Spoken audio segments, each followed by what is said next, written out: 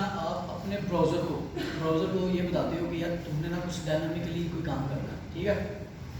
क्या बताना आपने कोई डायनामिक काम तुमने करना है, आपने अपने ब्राउज़र को ये बताना है इसमें। तो ये बेसिकली स्क्रिप्ट का टैग इस काम के लिए यूज़ होता है हमेशा। और कोई भी लैंग्वेज यूज़ करेंगे ना आप, जिस तरह से C++ है या फिर PHP है, उनको भी जब भी आपने ऐड करना तो उसके लिए भी आपको टैग यूज़ करना पड़ता है। लेकिन होता वो स्क्रिप्ट का टैग है, लेकिन वो उस लैंग्वेज का अपना होता है। सो ये वाला आप ये समझ लें कि ये वाला जो टैग है ना, ये JS का टैग है, जावास्क्रिप्ट का। और जावास्क्रिप्ट को ना हम लोग बार बार जावास्क्रिप्ट नहीं बोलेंगे, सिर्फ JS बोलेंगे, ठीक है। तो आप लोगों ने इतना समझना है कि सर जो बात कर रहे हैं ना ये JS के बारे में। अच्छा, अब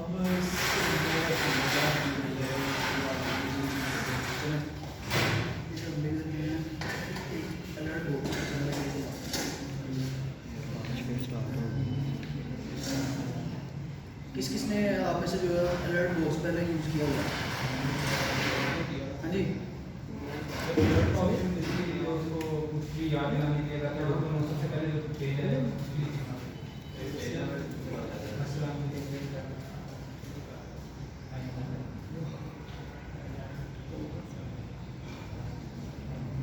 अच्छा ये देखें, ये मुझे ऐसे देख रहे हैं।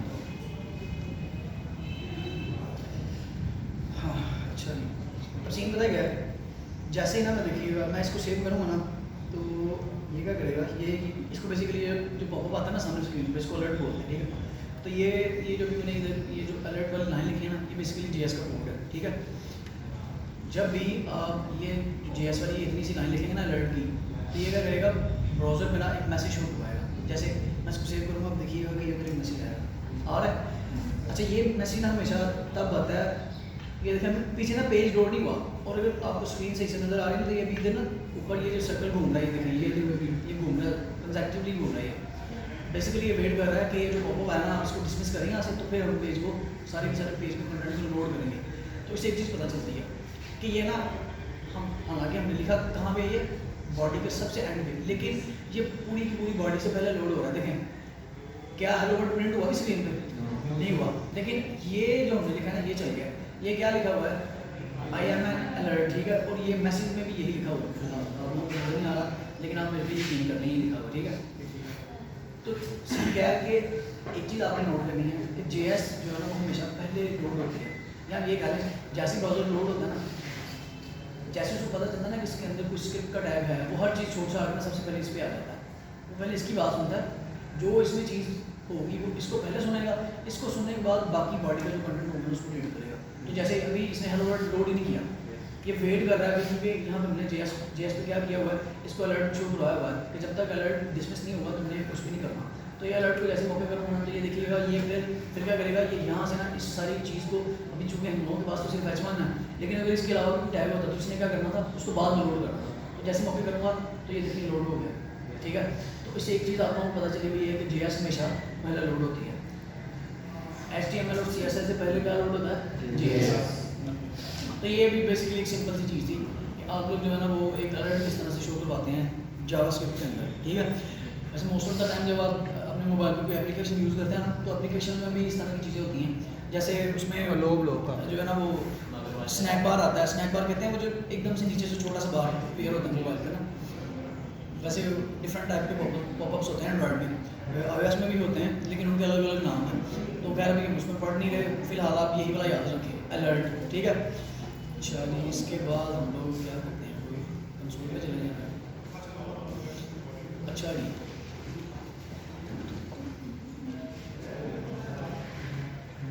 इस चीज़ का किस किस को पता है, ये जो भी मैंने ओपन की है,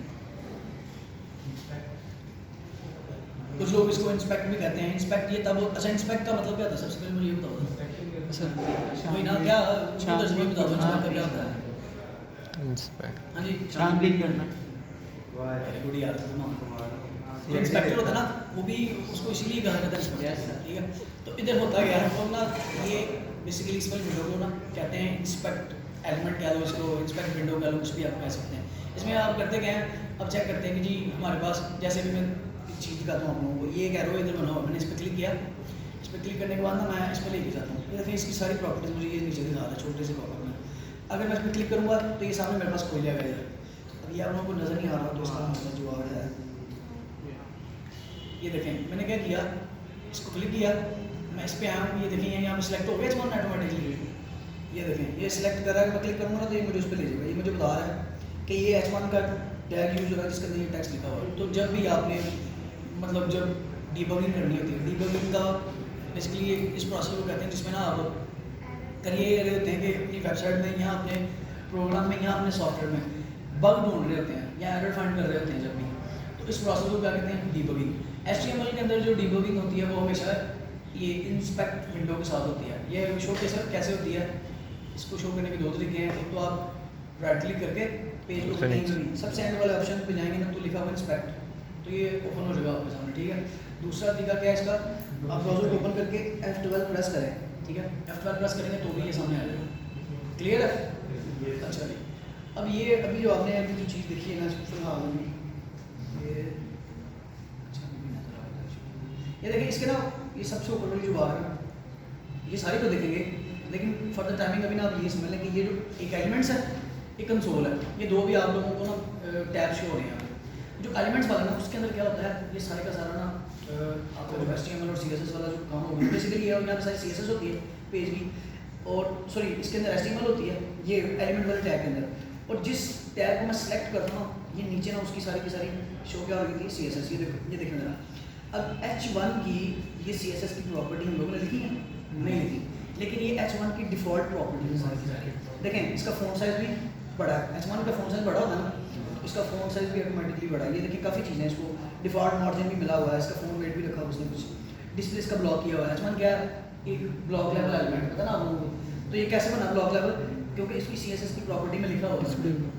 अब ये लिखा किसने है, ये डिफ़ॉल्ट तौर पे जिन लोगों ने ये CSS या HTML बनाई थी ना ये उन्होंने लिखा हुआ है, ठीक है।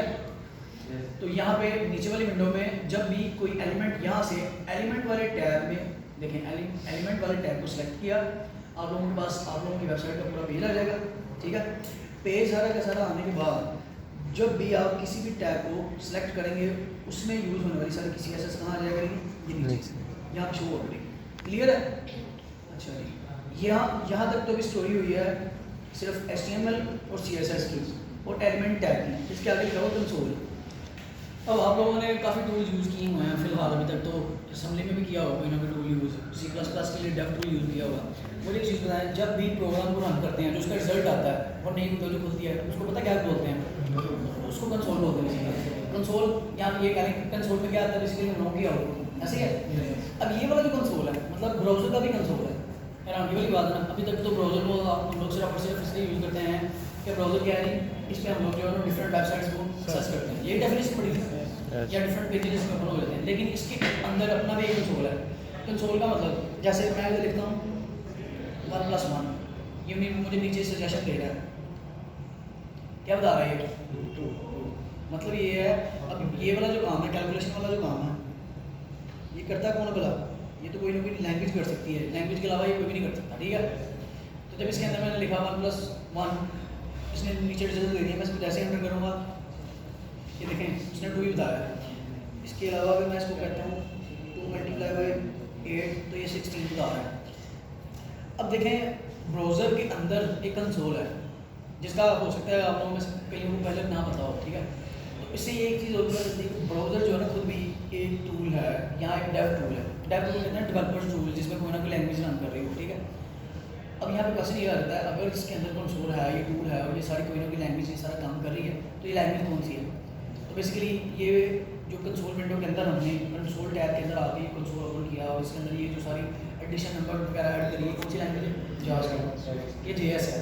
JS डिफ़ॉल्ट हर ब्राउज़र के अंदर होती है और उसका अपना डेव टूल भी होता ही होता है। क्लियर है? जैसे अभी देखें वो जो अलर्ट वाला जो मैसेज था मैं शो करवा रहा हूँ उधर, अब मैं वही वाला मैसेज ना यहाँ प्रिंट करवाता हूँ और इसमें मैं लिखता हूँ, मैं इसको एंटर करता हूँ, मेरे पास आगे दोबारा पॉपअप वही वाला है। मतलब ये कि जो मैंने काम अपनी फाइल के अंदर मैं कर रहा था वो मेरे पास यहीं पे आ रहा है।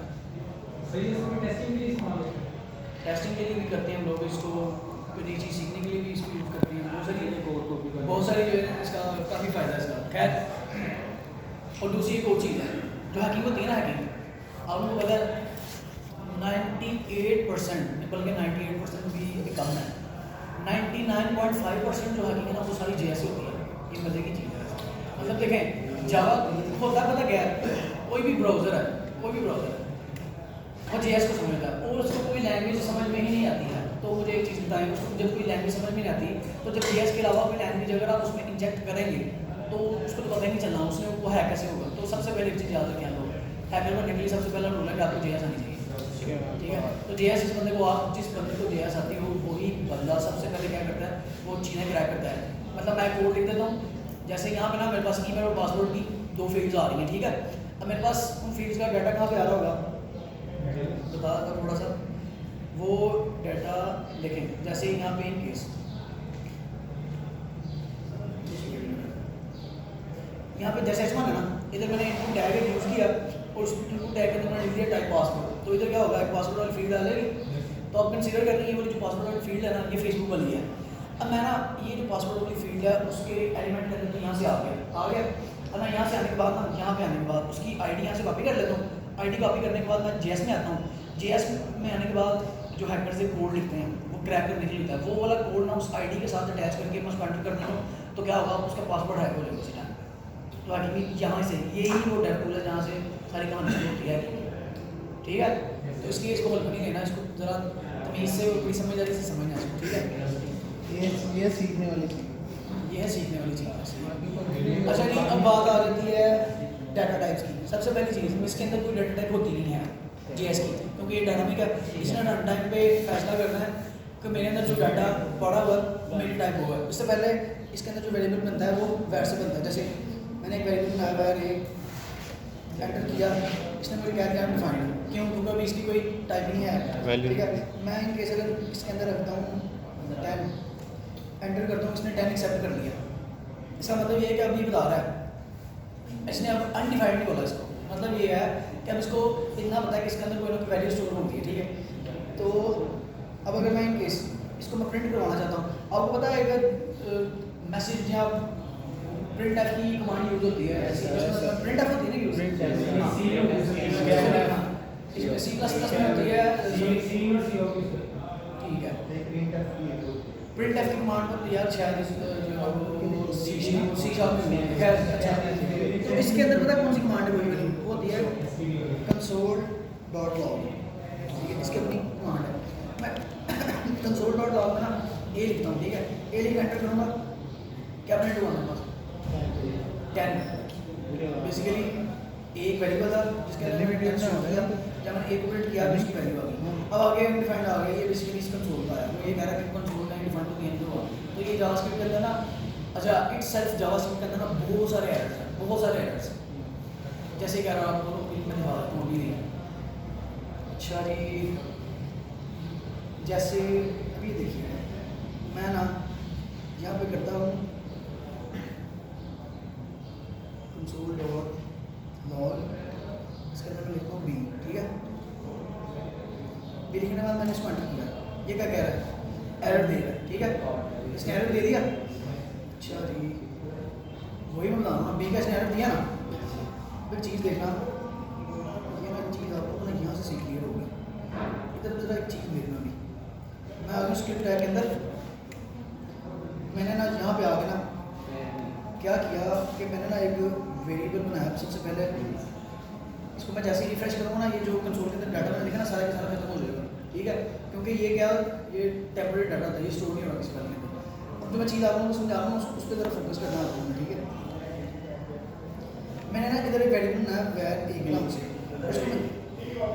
इसको मैंने अभी वैल्यू भी दे दी है 10, ठीक है। अब मैं इसको console.log करता हूँ, मुझे बताएं ये मुझे वैल्यू प्रिंट हुआ है अगर मैं A लिखता हूँ तो।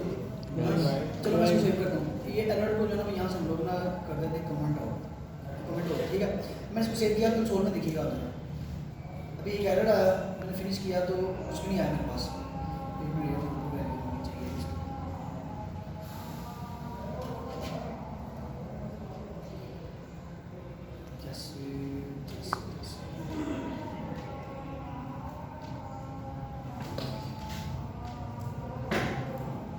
ये देखें, ये मैंने A लिखा, A को मैंने जब कंसोल किया तो इसने मुझे क्या प्रिंट करवाया, ये ना नीचे जो आ रहा है इसको फिलहाल बोलते हैं, इसको आगे देखेंगे इंशाल्लाह जब फर्दर जब एडवांस टॉपिक में जाएंगे। अच्छा यहाँ पे क्या है मेरे पास 10। मतलब ये है कि मैंने वेरिएबल बनाया जिसको मैंने 10 वैल्यू पास की, जब मैंने इसको कंसोल डॉट लॉग करवाया ना, तो इसने मुझे क्या किया, शो करवा दिया। अच्छा, अब अगर ये हो, मैं इस वाली लाइन को ले लूँ नीचे। अब मुझे एक चीज़ बताओ, यहाँ पे क्या होगा, प्रिंट हुआ का वैल्यू ये? हाँ जी, देखें, अब वो पहले मैं बता दूँ सिनेरियो क्या है। सिनेरियो ये है कि मैं पहले ए को प्रिंट करवा दूँ, लेकिन उसको बना बात करा, तब मुझे बताओ कि क्या ये एरर शो करेगा या वैल्यू शो करेगा? एरर शो अच्छा, एरर किस लिए शो करेगा? क्योंकि ये एरर सी बात है, एक वेरिएबल जब बन ही बात करा है तो उसको पहले हम कैसे कॉल कर सकते हैं, ठीक है? लेकिन अब देखिएगा, मैंने इसको किया कंट्रोल सेव, इसने पता क्या किया, इसने अनडिफाइंड कह दिया, एरर नहीं दिया। एरर तो ये रेड कलर वाला एरर होता है ना, ये एरर नहीं होता है, ये एरर नहीं है, ठीक है? तो ये एक जावास्क्रिप्ट के अंदर बग है, ठीक है? बग देखें, अब ये क्या ये रहा है, बेसिकली होना ये चाहिए था कि जब वेरिएबल मैंने बनाया ही बात में, उसको वेरिएबल की जगह पे एरर देना चाहिए था। जैसे ये देखना भी, मैंने इसको यहाँ से कर दिया कट, और मैं इसको सेव करता हूँ। अब देखिएगा, पहले आप ना ये जो एरर आ रहे हैं ना, पहले से पहले आप उनकी लाइन गिननी कितनी है। ये एक एरर, एक क्लास वाले बटन को देखिए, एक, ये दो और ये तीन एरर ना, ठीक है? और देखिए चौथा तक नहीं आता, मैंने इसको किया सेव। अब जरा एरर गिने कितनी है, 1 2 3 और 4 हो गए। ये जो सबसे पहले वाला ना, वो इस ए वाला है, वो इसका है, वो ये कह रहा है कि भाई जो ए ना, ए इज़ नॉट डिफाइंड, कहता है कि ए बना नहीं हुआ, तो ये तो ठीक है। लेकिन इन केस अगर मैं ए को बाद में बना देता हूँ, तो असूलन होना तो ये चाहिए ना, अभी तो ए बना ही नहीं है क्योंकि वो तो बाद में बन रहा है। प्रिंट जब मैंने प्रिंट किया तब ए नहीं था एग्जिस्ट करता, ए तो बाद में आ रहा है, तो इसको क्या करना चाहिए, एरर शो होना चाहिए, लेकिन ये एरर नहीं दिखा। ये मैंने इसको किया सेव, इसने एरर की बजाय क्या कह दिया, अनडिफाइंड, हालांकि हम लोगों ने ये जो है ये यहाँ पे डिफाइन कर दिया हुआ है। सो ये एक इसके अंदर बग है। अब इसको टैकल करने के लिए जावास्क्रिप्ट थोड़ी सी एडवांस हुई, उसको कहते हैं ECMAScript, जो एडवांस लगा उसने ना वैर को छोड़ के ना उसने ना लेट जो है इंट्रोड्यूस करवा दिया। अच्छा, एक और चीज़ सुनिए, मैं आप लोगों को JS नहीं पढ़ाऊँगा, JS में पढ़ेंगे साथ साथ, लेकिन साथ साथ हम लोग एडवांस JS में पढ़ेंगे। तो उसका फ़ायदा क्या होगा, उसके बाद अगर कोई बंदा React सीखना चाहता है तो वो इजीली जो ना वो कम अज़ कम उसको सीख सकता है, ठीक है? अब मोस्ट ऑफ द मेरा नहीं ख्याल कि आप लोगों में से अक्सर को React का नहीं पता होगा, पता है किसी को React का? ये लड़कियों में से पहले कोई बताया नहीं, React का किसी को पता है? हाँ भाई, ये यहाँ से वहाँ तक जो जितने बच्चे बैठे हुए हैं, ये पहले बताया जरा, ये था सब तुम भी सामने मजा। JS किसी को पता है React क्या है? React.NET? हाँ हाँ जी, एनीवन? ये किसी को लेने आए, किसको लेने आए? चलें आए आप लोग। पानी कम हुआ वैसे? दूसरा साथी बच्चे ने जो ज़्यादा लगा था, हाँ जी, साथी का ना ऐप बिल्कुल आ गया, ऐसा गली के रात में जाकर फिर फिजिक्स से भी जो बैग रहा हर पास में पास एक तो मैंने कहा था कि बस ये सिर्फ ना आपसे 5 मिनट वेट कर लेंगे, आप सिर्फ 5 मिनट वेट कर लेंगे। अभी बच्चे सारे 5 मिनट सिर्फ मैंने बोला है, 5 मिनट आपके यहाँ से जाते जाते भी लगेंगे, सिर्फ 5 मिनट वेट कर लेंगे। अच्छा देखें, दौड़ गए जितना हम लोग बातों पर डाल जाएंगे ना, तो वैसे निकल जाना, जिनके जो इस बंदे के साथ जाती हैं वो चलेंगे। अच्छा देखें, अब सीन क्या है, जब मैंने इसको लिखा ना लेट, मतलब वैर कोड आ गया, मैंने लेट लिखा ना, अब मैं इसको सेव करता हूँ ना, अब देखिएगा, अब इसने क्या किया, एरर दी, मतलब ये कि अब इसने सही काम किया। पहले ये क्या, ये पागलों की तरह काम करी थी ये लैंग्वेज, अब इसको पता चला कि नहीं ये भाई बात में बन रहा है, तो हम इसको पहले प्रिंट करवा रहे थे, ये कर रहे हैं, उसने कहा ये वाला काम नहीं करना, तो अब इसने उसकी जगह एरर दे दिया। तो एक चीज़ आप लोगों ने जो आज जो कलेक्टिवली जो इसके बारे में हम लोगों ने पढ़ा, उसमें क्या सबसे पहले हमने क्या अलर्ट देखा JS के बारे में, दूसरा हमने देखा कि JS जो है वो ब्राउज़र के अंदर डिफ़ॉल्ट तौर पे उसके अंदर काम होती है, ठीक है? तीसरी हम लोगों ने चीज़ देखी, वैर और लेट का डिफरेंस देखा। वैर ओल्ड वर्जन था, ओल्ड वर्जन में वेरिएबल को बनाने का तरीका क्या था, वैर था, नए वर्जन में लेट है।